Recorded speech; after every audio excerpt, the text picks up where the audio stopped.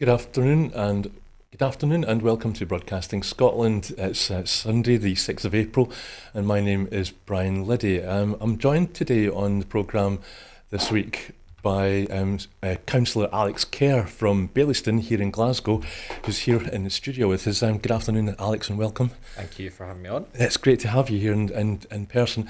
And also with us today is, forgive me, I'm also delighted to welcome Fiona Grahame from the Orkney News. Fiona's joining us from Orkney. Good afternoon, welcome. Hi, Fescud ma. All the best. Wish I could reply to that properly. So to start, we begin with we're very sad to announce that our colleague and dear friend Douglas Mackenzie died in hospital in London of a sudden heart attack last Sunday.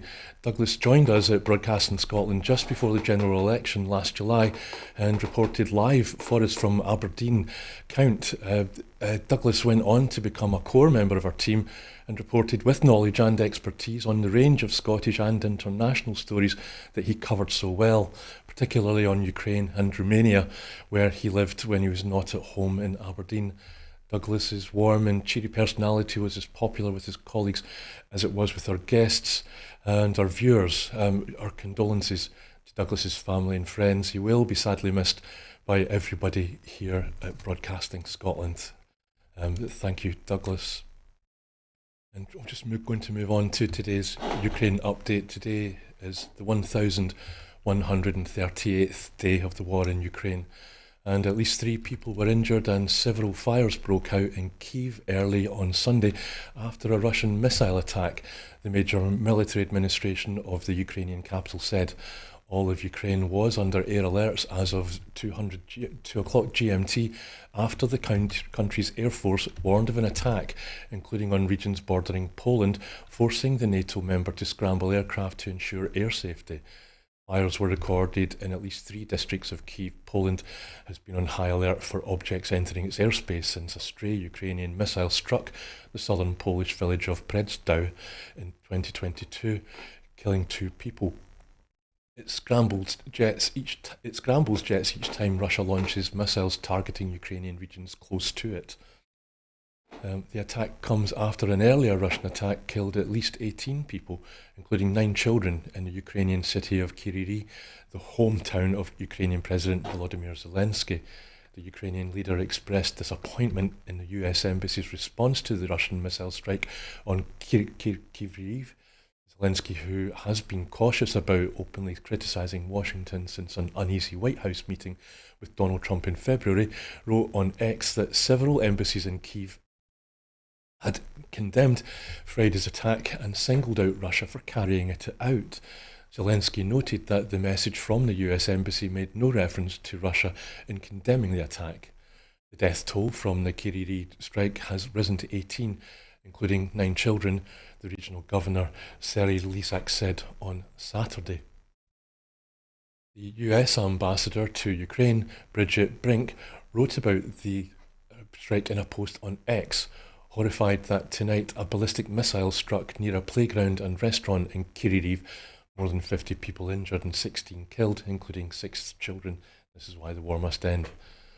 Zelensky met the leaders of UK and French armed forces in Kyiv on Saturday to discuss the potential deployment of a multinational peacekeeping force to Ukraine, despite the reluctance of US President Trump to provide security guarantees. Zelensky hailed tangible progress after the discussion. The Trump administration has apologised after saying it accidentally informed some Ukrainian refugees fleeing the Russian invasion that they needed to leave the US because their legal status was being revoked.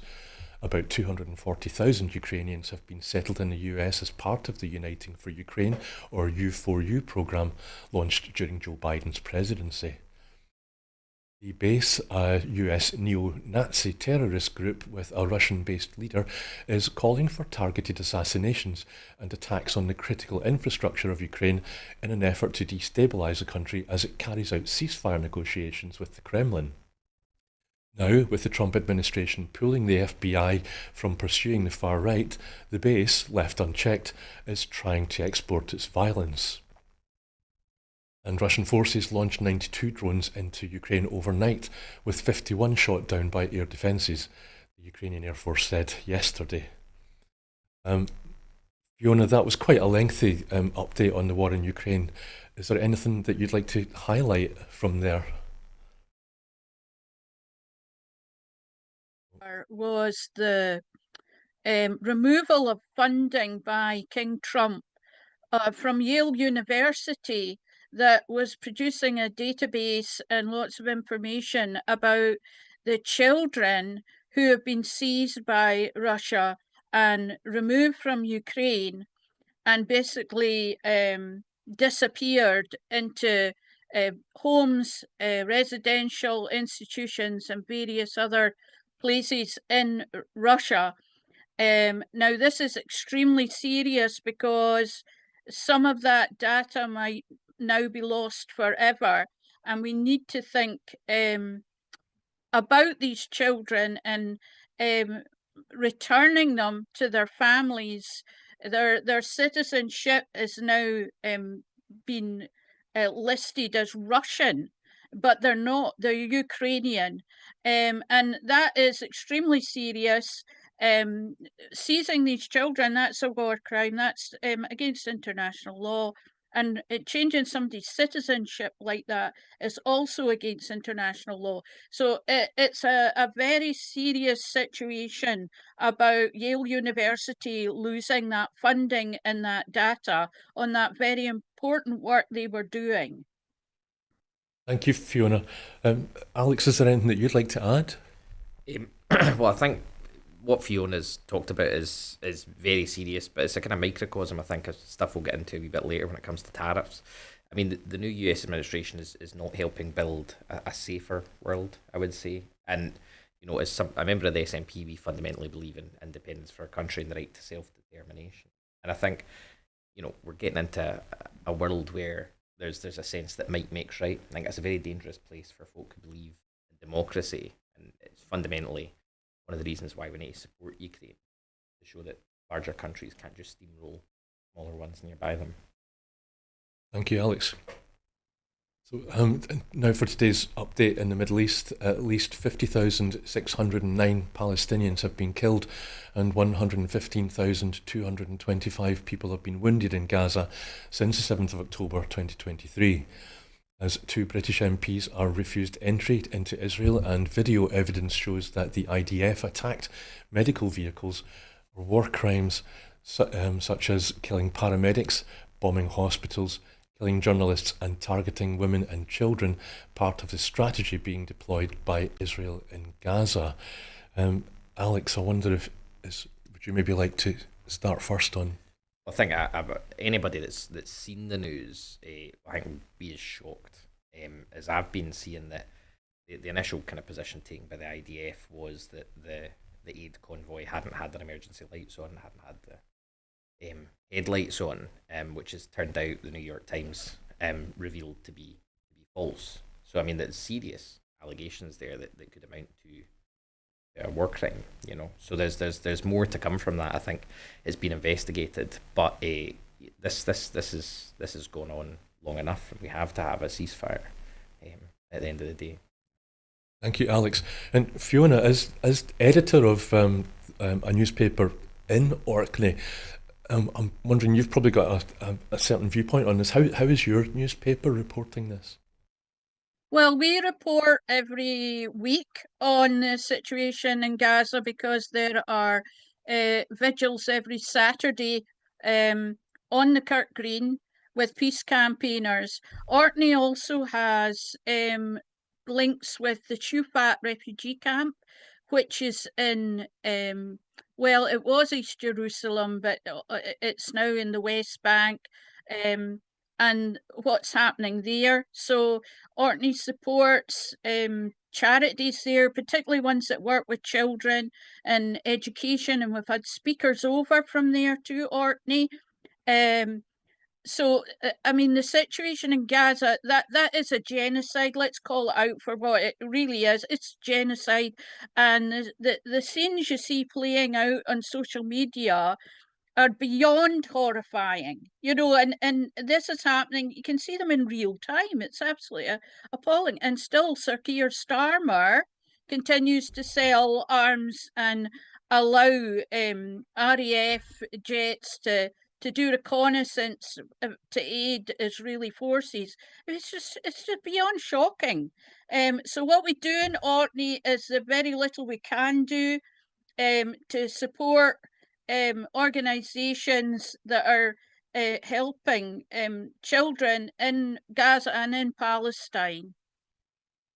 Thank you, Fiona. Yeah, I think Hamza Yousaf, the previous First Minister, described it as an execution. But moving on, so today, Marine Le Pen is going to hold a protest rally to challenge what she called a tyranny of judges who wanted to stop her running in a presidential race which she said she could otherwise win. After a 2-month trial, Le Pen was found guilty of organising a system of fake job contracts to embezzle more than €4 million or £3 million to European Parliament funds between 2004 and 2016. Judges placed an immediate ban on her taking part in elections for 5 years, which sparked fury from Le Pen, who said they'd effectively excluded her from the 2027 French presidential race. Le Pen went on to claim that it was a tyranny of judges who wanted to prevent her running in a presidential race, and said that she could otherwise win. Fiona, I'd like to come to you first. Did the French judges intentionally exclude Le Pen when they effectively banned her from standing in the next? Just hear me out. Did the French judges intentionally exclude Le Pen when they effectively banned her from standing in the next presidential election, or did she exclude herself when it was found out that she had embezzled millions of euros, not for personal gain but for financial gain? Well, you either believe in the rule of law and democratic processes, or you're just a fascist, which is what Marie Le Pen is. And I stand completely with the judges in their decision, because you've got to have the rule of law, or else people like President Trump, other fascists around that we have in Hungary now, and Marie Le Pen, they just play the gallery and plead innocence, but they're not. They're guilty of embezzlement. Thank you, Fiona. Alex, do you think it looked did Le Pen kind of act as if she was guilty if you saw her leaving the courtroom early before the decision had been announced? So, I mean, there's not really much I think to add other than what Fiona said. That you've seen things in the past with sort of the headlines of enemies of the people and all that. It's a slippery slope if you start to question the separation between the legal system and politics. That's the safeguard that ensures we have a robust, healthy democracy.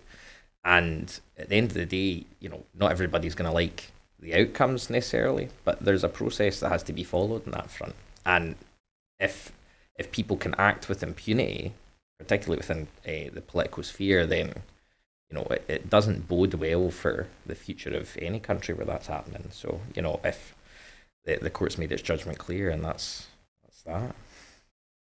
Fiona, you kind of almost touched on this in your previous answer, but I'm just thinking about headlines, and I was kind of reminded of the famous Theresa May Daily Mail headline, "Crush the saboteurs," when she was trying to get her Brexit deal through.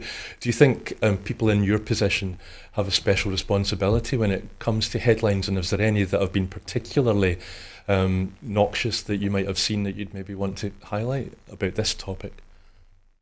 No, I'm not going to highlight people that support Marie Le Pen. It's one of the things that's wrong on social media. If you post the things she's defending herself about, that gets traction. That's the way algorithms work on social media. No, I mean, headline writing, of course, is very important and can completely skew what an actual article is about, and that's often done deliberately. Because people only read maybe the headline or the first paragraph. So that's why reporting has to be so careful and factual. And that's what we do in the Orkney News. Yeah. Alex, you talked about the separation between the state and reporters and the like. Do you think we have complete separation here in the UK when you've got cardinals and bishops sitting in the House of Lords, for example? I mean, it won't surprise you to hear that I'm not a fan of the House of Lords. As a member of the SNP, we've never had anybody in the House of Lords. I think there's definitely ways you can always improve your democracy. And in the UK, fundamentally, I think getting rid of the House of Lords would be a very good first step towards that. You know, I think independence would be an even better one, obviously. But there's a lot of improvement that needs done. In the UK, its democracy has not evolved as much as other countries around the world have at this point. I mean, we're still using first past the post, which is, and you know, the outcomes of that are not democratic in the slightest. You can be winning 10% of the vote nationally, and you don't end up anywhere near a 10% vote share of elected members. So effectively, there are a lot of ways the UK could be improved. I mean, first and foremost, in my view, independence and a move towards a parliament like we have in the Scottish Parliament that's more in line with the rest of Europe, more collegiate in its approach, and through its electoral system that kind of drives you towards compromise and fully represents the rest of the country. Thank you, Alex. Moving on, the global economy has been plunged into chaos in the wake of Trump's tariffs. So let's see. Trump's tariffs have caused chaos in the stock markets. As a result, there have been fears of an international trade war. And there's a fear that recession looms. There are also fears that Trump will somehow manage to cancel the US midterm elections. Even tourists, we're told, are thinking again about that trip to the good old US of A. Alex, I'm just wondering, how worried do you think we should be here in the UK? I think it's a very uncertain time, and this again is not been isn't caused entirely, I think, by the Trump administration on that front. 2.5 trillion roughly wiped off the stock market in the last couple of days, with tariffs being levied, back at America from countries like China and the like. What I do not think is helpful is the way the Keir Starmer and the UK government are not putting up much of a fight. I think that the most fight we've seen from him was an article that was posted a couple of hours ago around him trying to throw some sort of shield over the manufacturing sector in the UK. But this could do a lot of damage to the UK, and this comes on the back of the damage that's come out from the decisions taken by the UK government in terms of levying taxes on employers and charities already. So it's quite a difficult situation. But at this point, I think need to do everything we can to protect Scottish businesses this time. Thank you, Alex. And Fiona, we're told that Trump... Well, appeasement never works against tyrant Trump in his cohort. And unfortunately, Scotland was removed from the EU against its democratic wishes. We've lost access to the world's largest free market there. So we imposed tariffs on ourselves when that happened, when Brexit occurred. No, it's absolutely shocking. And I must admit, Canada has certainly shown the way with a strong response. And that's what you need. You can't be shilly-shallying around somebody like Trump, because when you give in to somebody like him, he sees that as a sign of weakness and he'll just do more. So it's extremely worrying for the Scottish whisky industry because it has huge sales in America. And Scottish farm salmon as well. There's another big seller in the States. Those two must be deeply worried. But we are where we are, and kowtowing to them and brown-nosing them won't get us anywhere. Fiona, you touched on Brexit in your answer there. What do you think of people who have been saying that we've dodged a bullet since we're out of the EU because we've only got 10% tariffs instead of the 20 that's been given by Trump onto the EU, for example? No, but the EU is the world's largest free trade market, and we're no longer in that. So we have to pay tax. Everybody knows when they go to the post office now, they have to fill in a customs slip if they want to send something to Holland or anything, so everybody in their daily lives know that. No, that was a ridiculous and disastrous decision for Scotland when we left the EU. And this American tariff system coming on top of that is just exacerbating the whole problem. Thank you, Fiona. Alex, do you want to add anything to? Well, I absolutely agree. I mean, this is one of the big economic moves that could be made by Scotland in terms of getting back into the European nation. As Fiona talked about, sure, our overall tariff rate is slightly low, but Scotland has lost access to of free markets of goods and people, and that's fundamentally a benefit to the economy of 27 other countries.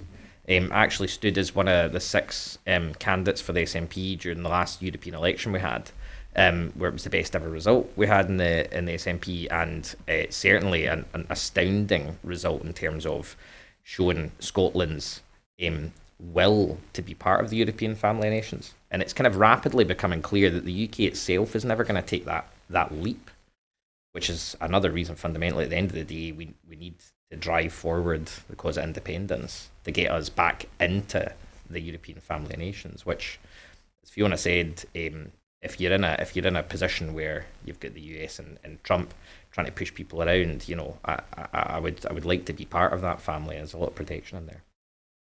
Thank you, Alex. Fiona, we're told that so basically what you're both telling me is that the UK may only have 10% tariffs instead of 20, but we've still got 25% on cars. I believe that we're going to be, because that's going to be the case for every car maker in the world. But so we've got 10% tariffs, and that's on top of the economic harm that Brexit has done, rather than it being a bonus. But Fiona, we're told that Trump's a big fan of the stock market, and we've also been hearing about how much has been wiped off the stock market lately. Do you think Trump is going to be pleased with his handiwork? Of course he's pleased. He's always pleased. That's how double speak works. His media arm, Fox News, they think he's wonderful. Everything is great. America's going to be great again. I mean, his slogan, and it doesn't matter what facts you come forward with. They think, oh, pain to gain. That's their slogans. So of course he's pleased. That's how he does it. Thank you, Fiona. And Alex, I think I'm hearing that people are starting to invest in gold again. Isn't that what you do when you think you're in trouble? I think I think the stock market's a fairly good indicator. I don't think people are feeling this is a particularly stable time in the global economy, and I think that's something to be worried about there. This I think is where you need more sensible and cool heads involved. So I mean, Mark Carney, what he's been doing in Canada, I think is quite useful in terms of drawing people together. So at a time like this, you really want as calm and collected, sensible people as possible. So President Trump in the White House is maybe not the best outcome for us at the moment. So, Alex, you and Fiona both have been talking about Carney and Canada's the way to go. This is a coalition of countries with shared values that Carney wants to put together to build the economy and trade, and they'll exclude the US if the US no longer wants to lead. Canada will. Fiona, do you think so? And we've already kind of touched on the fact that the UK outside of the EU is isolated, and we're not part of any major coalition or group. Do you think Starmer would join Carney's coalition of countries, or if he was to be asked? I think he's so in awe of Donald Trump, and so a wee bit feared of him, that he'll do anything Donald Trump wants rather than Mark Carney. And what we should be really worried about in Scotland is chlorinated chicken and beef that's pumped full of additives coming to Scotland as some kind of American deal that Starmer might do with King Trump. And we have a fantastic farming community in Scotland, and our beef is the finest. And we have high standards for all our food production, and that is seriously under threat. if Starmer wants to have some kind of deal to keep this so-called only 10%, which is actually a lot, only 10% as the tariff. Thank you, Fiona. Alex, do you trust Keir Starmer to protect food standards here in the UK and to do the right thing and join Carney's coalition? I think trust is earned, particularly in politics. If people break your trust, it becomes harder to trust them. And so far, Keir Starmer and the UK Labour government, they've broken trust over the WASP payment, they've broken trust over the winter fuel payment, they've broken trust over the two-child cap, and the broken trust in how they approach government more generally. I think would be fair to say people are disappointed about the changes they've offered that has failed to materialise, and in fact has been changed for the worst. On Fiona's point, I again entirely agree that there's a real danger here of the standards of food being lowered. Another protection you get from being in the EU, but there's also a particular kind of insidious threat, I think, that comes from like Wes Streeton, the health secretary, in terms of holding the door open for private investment within the NHS. And that's one of the concerns I've got, is that as part of deals with the US, does that open the door to investment into the NHS? And what can we do to kind of protect Scotland's NHS there? Because we've got difficulty here, because what happens in England through their investment in their public sector, it may not immediately impact on Scotland, but through the Barnett consequentials, financially, the country ends up dragged towards those kind of places. Okay. Fiona, I'm kind of getting a feeling from both of you that Scotland's maybe a wee bit exposed, that it's as part of the United Kingdom outside the European Union. Would you say that's a fair statement to make? Well, I think the whole of the UK is exposed, but Scotland, because it produces so much excellent food, well, I hate to say it, but farm salmon, I'll include that, even though I have huge reservations over it. But it has enormous exports to the United States, but it's the imports, it's what might come in as part of a deal that would it'd come in, it'd be cheap, and supermarkets, they work on that cost benefit for themselves. So that's really concerning for our farmers, that this cheap beef pumped full of additives would flood onto our market instead of our grass reared cattle that we have here. So something to be really, really concerned about in Scotland, because of what we produce, of the way our economy is. Thank you, Fiona. So last week, Rachel Reeves delivered her spring statement. We covered it in detail in last week's Full Scottish, but this week in Holyrood there was a debate on the impact of Reeves' spring statement and what that will have on Scotland. I don't know if you've both watched it, or either of you watched the debate, but it was an interesting triangulation. It was a bit predictable at times, and so for example, the SNP said Labour were just like the Tories said that Labour were just like the SNP, the Greens said everybody was to blame. And Independence for Scotland figured quite prominently in many of the contributions to the debate, most notably Lorna Slater as co-leader of the Scottish Greens.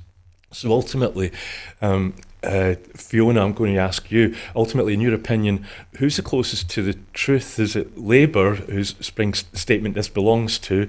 Is it the SNP, who are currently in power in Holyrood? Or is it the Tories, who seem to have a foot in both camps? Or perhaps you're with the Greens on this one? Well,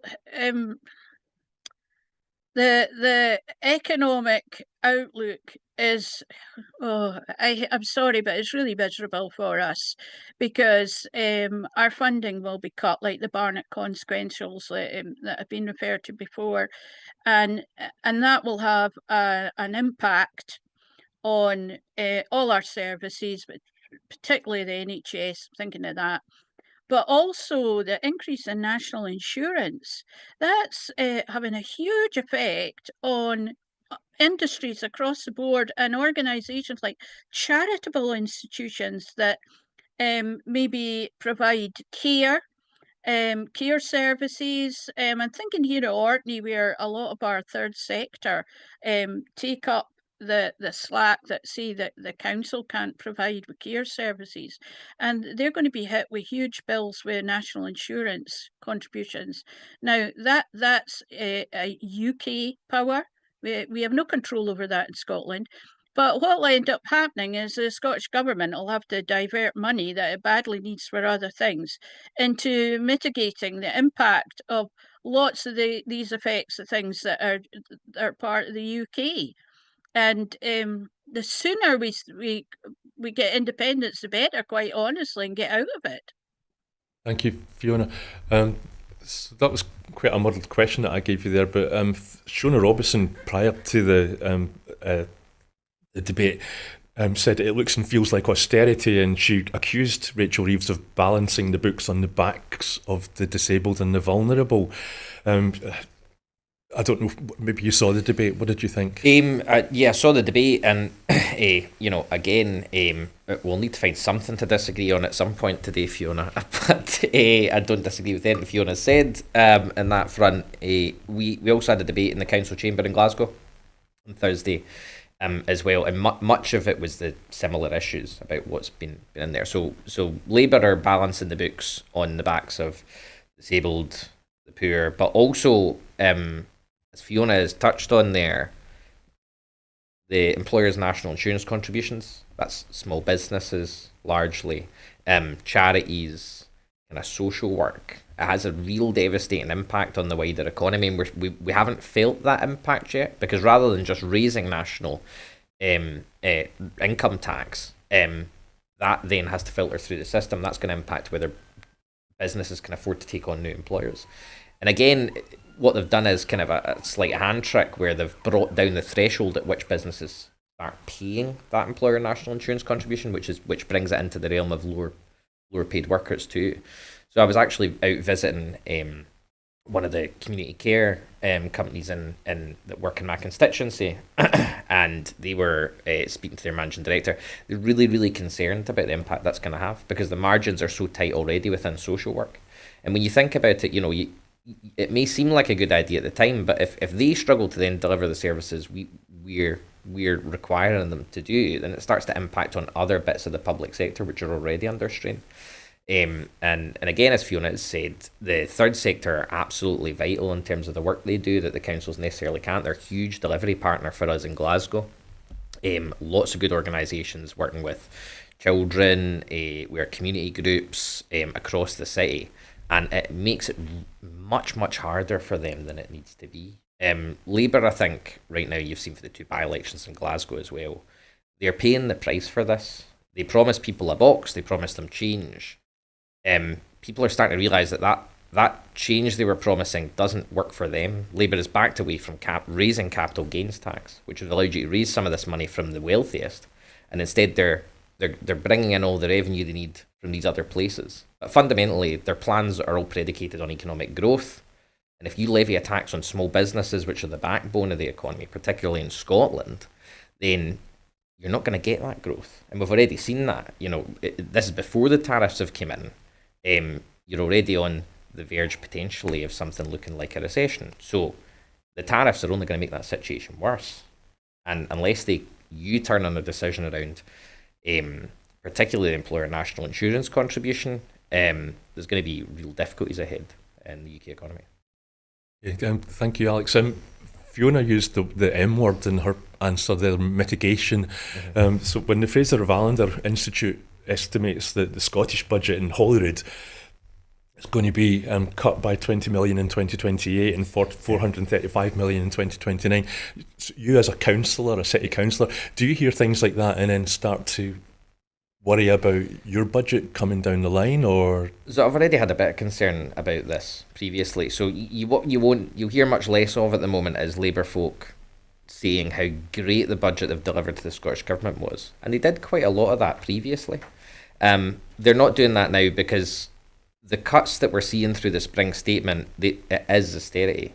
So Anas Sarwar, I think, and he'll be regretting having that debate in the first instance, I think, with John Swinney, where he pledged he would save the Grangemouth workers and then failed to deliver on that. He pledged an end to austerity, and I think that's going to haunt him going into the Holyrood election. Read my lips, no austerity, he said. Well, again, the employer national insurance contributions haven't quite hit yet. These cuts are going to come through and really hurt people. And, mitigation is something we can do some of, but the Scottish Government is limited in what it can do with its budget. We've already raised progressive taxation in a way that other areas of the UK haven't. There are limits to how far you can stretch that. Fundamentally, this is why we need independence. We need to be seeing the benefits and the drawbacks when we get it wrong, which every country does occasionally, of our own decisions, rather than dealing with the mistakes being imposed on us from other areas. Thank you, Alex. Fiona, you're the editor of an important newspaper. It's a business that's got to turn a profit, I expect. Are you beginning to feel the effect of Rachel Reeves' spring budget or spring statement? Well, we're a voluntary organisation. We're members of Voluntary Action Orkney. But what I will point out is that Orkney Island Council voted to raise our council tax by 15%. And some of the councillors voting on that said, oh, it's only a few more pounds. But you see, people are already in Orkney getting the highest fuel bills, possibly in the whole of Scotland. We have a huge rate of fuel poverty.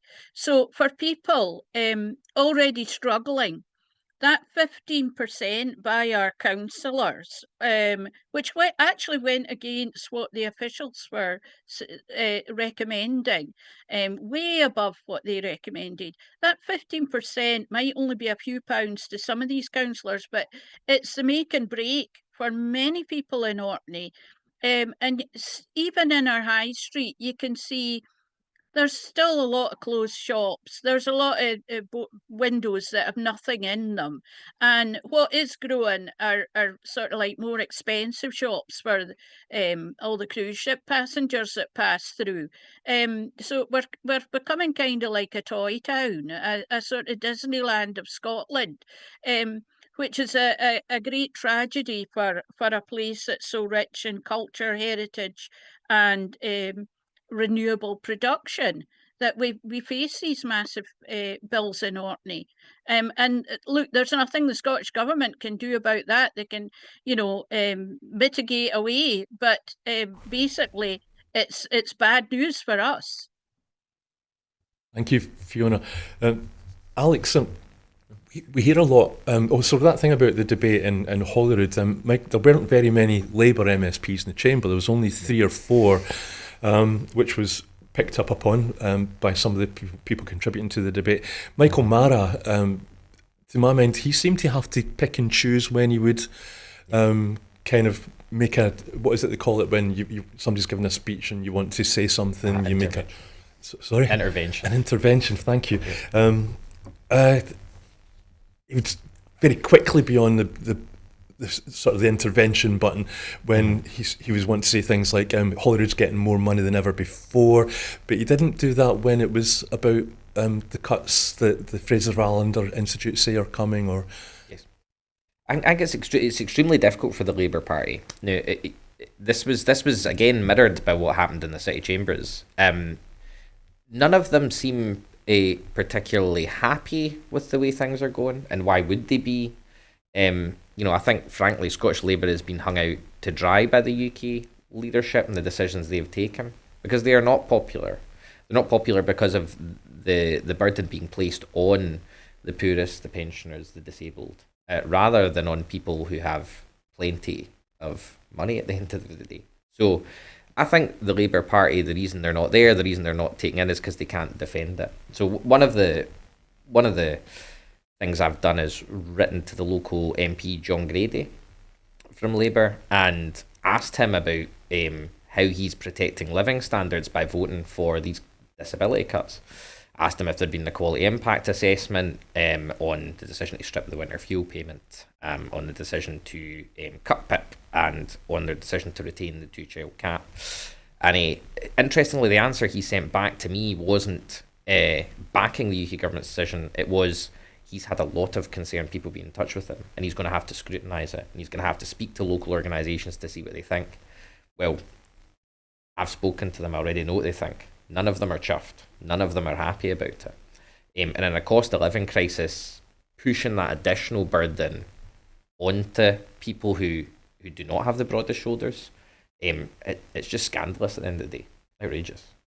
So you say that your Labour colleagues are not happy about it, but will they say that in public? Well, that's kind of what we were trying to put pressure on them. I specifically made a plea to them, the few of them that were there in the city chambers, around whether they will. I told them a story, that the similar story I told you is about meeting that community care who provides social work kind of services and like, and their concerns about their ability to deliver that service under the new ENICs, and urge them, forget about your party politics here for a minute. This is a vital service. Will you get in touch with your UK Labour leadership and ask them at U-turn in that decision? I wouldn't hold my breath, but you've got to make the plea, don't you, at the end of the day? Thank you, Alex. Fiona, please, I don't want you to feel that that we're neglecting you because you're not in the room with us, so please feel free to kind of jump in at any time. You're more than welcome to. But we'll move on to Jamie Green this week. In the 6 months that Russell Finlay has been in charge of the Scottish Tories, there have been 9 councillors and now 1 MSP have left the party. Most of them have joined Reform, but not Jamie Green MSP. This week he bucked a trend and defected to the Lib Dems. He quit the Tory party on Thursday in protest of its Reform Light agenda. And then before you could say Reform Light, there he was on stage at the Lib Dems conference in Inverness. His resignation letter was scathing.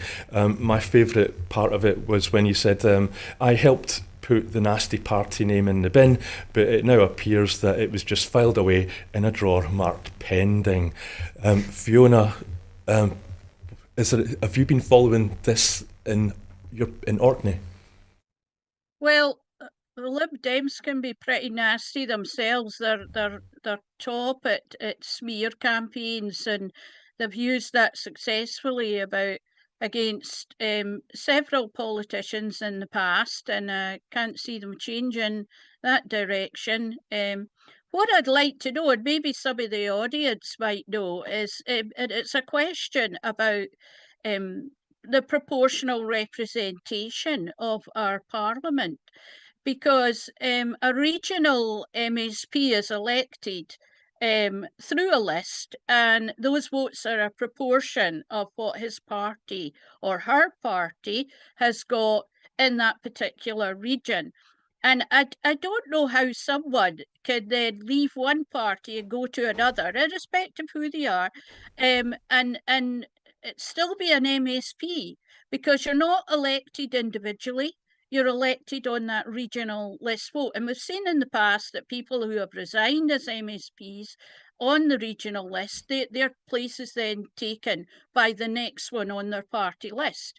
So I don't know how Jamie Green still manages to be an MSP on a regional vote when, as a Lib Dem, because the Lib Dems didn't get that proportion of votes, and it really calls into question how democratic the so-called PR system we have is in the Scottish Parliament, if that is allowed to stand and if he is allowed to remain an MSP, or anybody else who swaps about party allegiance that's on the regional list.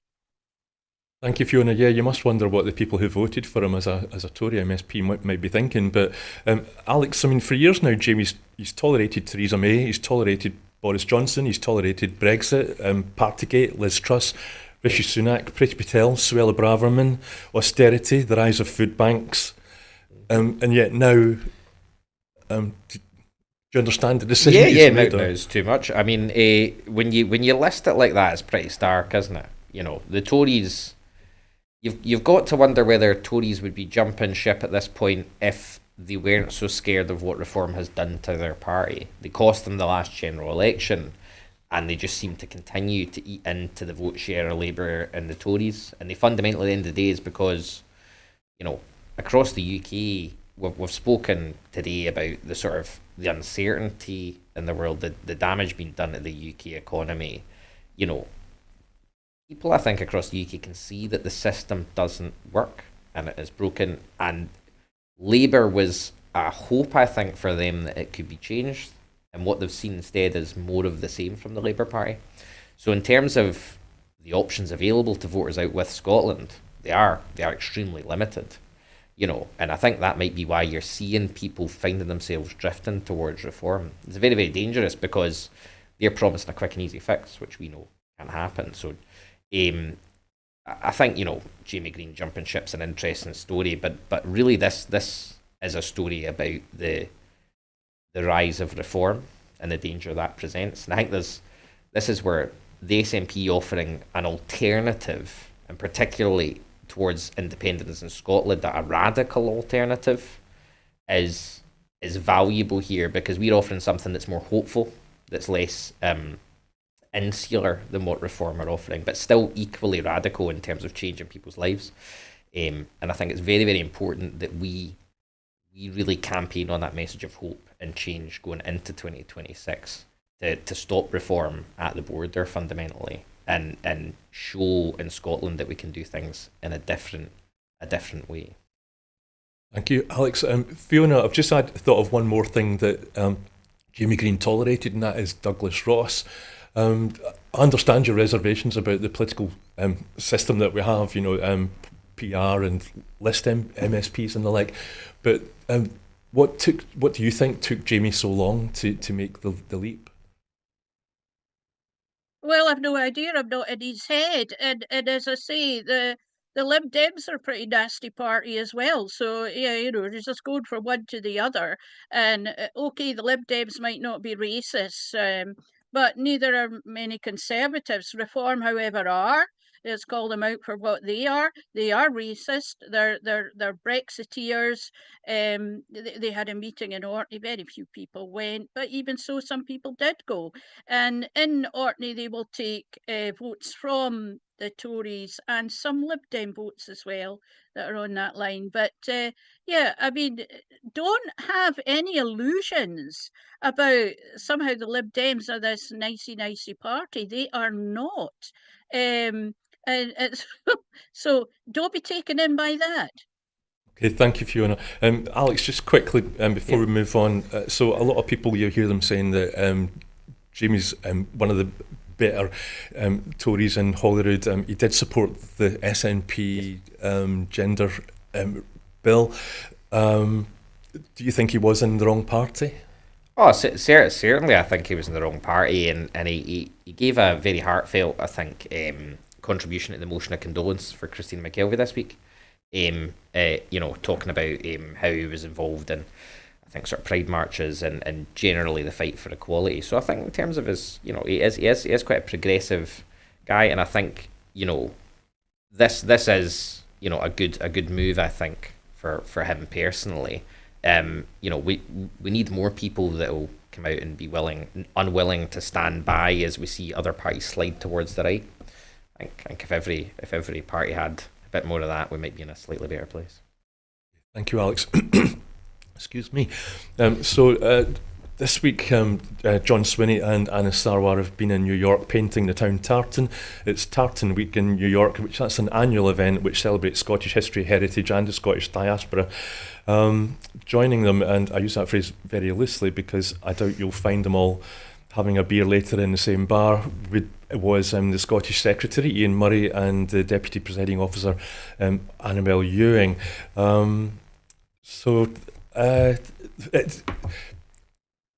Alex, I'm going to come to you first. So I've been trying to keep up with what's going on in New York this week. It seems, if you look at the First Minister, John Swinney, he's there. He's going to be at the front of the parade with Alan Cumming. You've got Anna Sarwar, leader of the Labour Party in Scotland and in Holyrood. Sarwar left early, so Jackie Baillie had to step in for him at FMQs, but John Swinney was there for FMQs and was able to answer Jackie Baillie's questions. He went to New York the next day. John Swinney's going to be right at the front of the parade. Anna Sarwar's somewhere at the back. Anna Sarwar seems to be having a business trip, whereas John Swinney seems to actually be there for the parade. He's going to cultural events, musical events, and the like. Admittedly, I think he's now staying on, and he's now having business meetings. But do you see a difference in tone between how the two leaders are kind of using Tartan Week? Yeah, I mean it's from a Scottish Government perspective and an SNP perspective, we've always been aware, I think, that you need to get out there and you need to sell Scotland abroad. This is something that Ireland does particularly well with its sort of outreach and its foreign policy. And you can see the benefit of the kind of business it brings back in. I think, I can't remember the name of the company off the top of my head, but John Swinney met with one of them in America who have come to Glasgow. It's a sort of video game company, I think, and they do things like Fortnite, etc., all that kind of stuff. So it has a real benefit, and Scotland's got a lot of stuff that we can export as well through whiskey. Video games is a huge one, life sciences. So it's a kind of turn up for the books for Labour, because for the last wee while they've been kind of trying to mock and talk down our sort of embassies abroad, or the Scottish Government taking action to sell Scotland abroad. They've kind of been trying to sell that as almost illegitimate. And now suddenly you see Anna Sarwar kind of going abroad and pretending to be First Minister. I don't know, I find that a little bit sad. But, I think when you're talking about Tartan Week, it's a great opportunity to kind of showcase what we're doing. And I think having folk like Alan Cumming involved is particularly good as well. I mean, he's having a moment right now with the Traitors. Fantastic show. Yeah, anyways, he's got a lot of tartan on in that as well. So no, I think it's really, really helpful for us to be getting out there and showing a bold, a confident face, and that might help protect us a little bit from some of the worst kind of economic headwinds we've got at the moment. Thank you, Alex. Fiona, I'm guessing you've got a picture editor up there at your paper in Orkney, the Courier. How are you reporting it, or how's it been looking when you see sort of the news coming in and the images coming in? Well, while the First Minister and Alan Cumming were marching in their kilts, millions of Americans were out on the streets protesting about hands off to Donald Trump, to regain their democratic rights and to get him to stop what he's doing. I mean, millions of Americans, and some of them were arrested for these protests. So I really don't think we should have been there. I'm sorry, but I this is where I'm going to disagree now. And I'm saying this when a good proportion of the readership of the Orkney News live in the United States of America because they like what we publish. On some days, it's over half. Because we do cover American issues as well, and we've covered Donald Trump several times,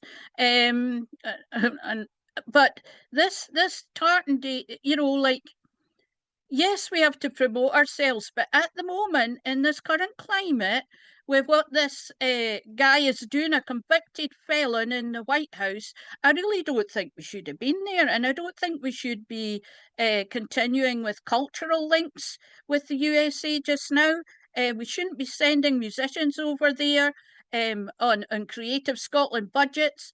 We need to stop this. We need to be hardline with this because we need to support the over 2/3 of the American electorate who didn't vote for Donald Trump. So we need to support those people who are out on the streets in America protesting at what he's doing to their human rights. Thank you, Fiona. So, Alex, it's corporate window dressings. There's much more important things going on. Do you agree? So I think it's important not to personalise. Not personalise. I think it's important not to see the overall American people as a reflection of Trump. I mean, these protests exist because there isn't unity in support of his premiership. So I think it's important that we don't stop engaging with the folk in America, many of whom are absolutely reasonable folk, plenty of whom wouldn't have voted for Trump as well, fundamentally at the end of the day. And I think that we have to be sensible in how we engage, and fundamentally protecting, putting forward Scottish businesses and building those links. Because at the end of the day, leaders come and leaders go, and eventually Trump will go too.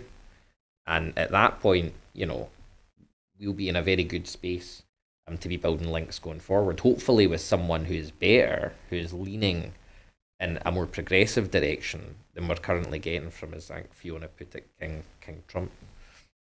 Yeah, King Trump was an excellent turn of phrase, Fiona. I did mean to mention that to you.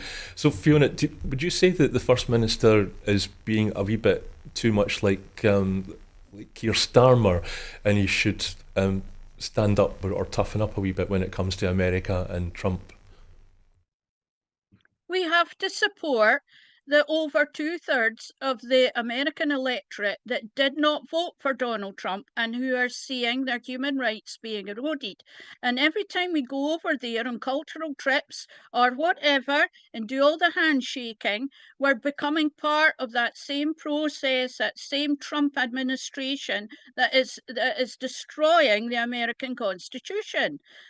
So on this day of the Declaration of Independence for our growth in 1320, upon which the American Declaration was based, we need to look carefully at what we're doing and support all those American people that are having their rights eroded, that the universities, the science is being destroyed. This is part of what we should be doing, supporting them, not going over there and basically brown-nosing Donald Trump and supporting anything he does. And I think that Tartan Week was part of it. So I'm sorry, I was very much against doing that this year. No need to apologise, Fiona. I'm going to let you have the last words on that in this week's show. Really appreciate your being here. So that is it for this week's Full Scottish. So thank you, Fiona, and thank you again, Alex, for coming in. It's been great having you both. And we're not going to have an appeal today in memory of our friend and colleague Douglas. So just goodbye. Thank you for watching and enjoy what's left of the weekend. Goodbye.